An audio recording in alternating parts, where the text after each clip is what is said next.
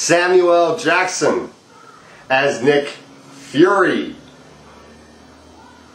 You know, I heard what Storm Sink said about Samuel L. Jackson being Nick Fury, that he didn't do a good job. I disagree.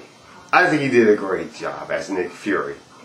This is a new type of Nick Fury. This is not the white Nick Fury that we are used to in the 1990s Iron Man cartoon, or that was in the Spider-Man Fox cartoon. This is a new Nick Fury. This is something totally different. This is the Ultra. This is Nick Fury from the Ultimate Iron Man. From the Ultimate Avengers. That's what this is. And I think Samuel L. Jackson did a great job as that Nick Fury. You know, I mean, the white Nick Fury that we're used to, that was originally written, was ruined by David Hasselhoff in the 1980s. My mistake. I don't know why I said 1970s, but in the 1980s, they did a made-for-TV movie called Nick Fury, Agent of S.H.I.E.L.D., with David Hasselhoff playing Nick Fury. Oh my God, that was so terrible! David Hasselhoff, you ruined Nick Fury for us as a white guy. Oh man, that was so terrible. Oh my God, that was so awful. Seeing David Hasselhoff, I can totally believe that's probably one of the reasons why they picked Samuel L. Jackson as a new version of Nick Fury. That's one of the reasons why, probably.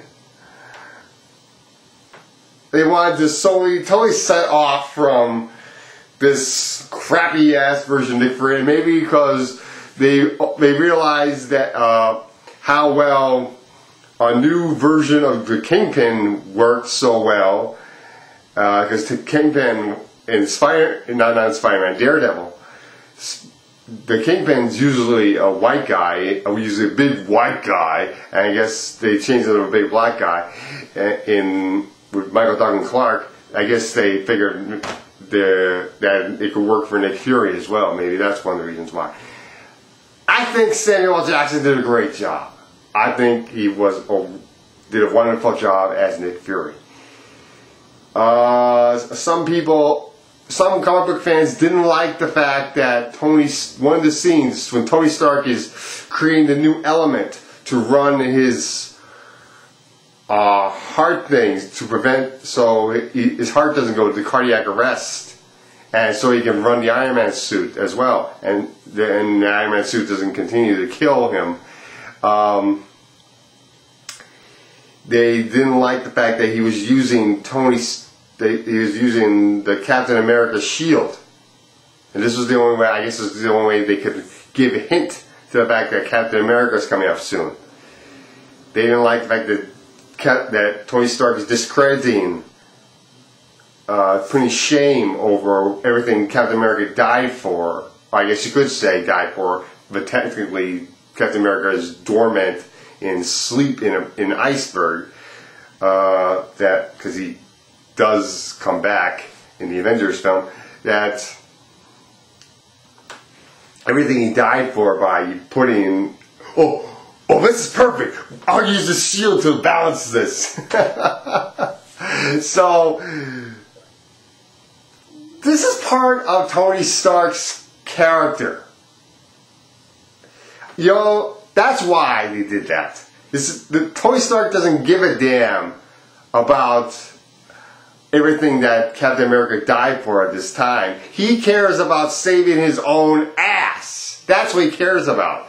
And he can't find anything else to balance it on. He's desperate as hell. He's going to grab the closest thing that he can to balance it. That is why he grabs Captain America's shield. I mean, at least you have Nick Fury getting pissed about it. But I almost kind of laugh because this is the way I know Tony Stark to be someone that doesn't care about something that is that serious. And he cares about saving his own ass, or he's a very selfish kind of superhero. He's not very, he's self-serving kind of superhero. He's not very, he tries to be as selfless as possible, while still being selfish at the same time. So that's one of the things that makes Tony Stark who he is. Honestly, that's the kind of character he is. And then we got the very last scene. You're waiting past the credits, and you finally see this crater in the ground. You see one of the SHIELD agents in New Mexico, and you see this crater in the ground, and you see Thor's hammer, and the guy goes, "We found it." What is that supposed to mean in theory? Anthony James thought that maybe somehow the Hulk may have created that crater at some point in time, and perhaps that is how the crater, and maybe they were fighting with Thor. Perhaps maybe that's how it happened. Maybe. We won't know until we actually see the Thor movie, perhaps. Maybe the Thor movie will, with Chris Hemsworth as Thor, we won't know until that is, maybe that movie explains it, perhaps. I believe maybe Thor, because Thor is the god of thunder, and he is supposed to exist in Isengard, which is I believe Isengard is the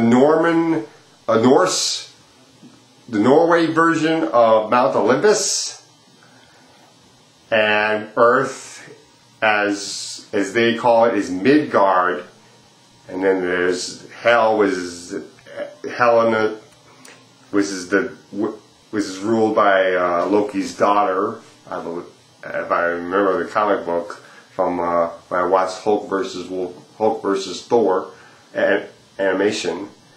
And you also have Valhalla, which is a higher level beyond, as Asgard is the warrior heaven.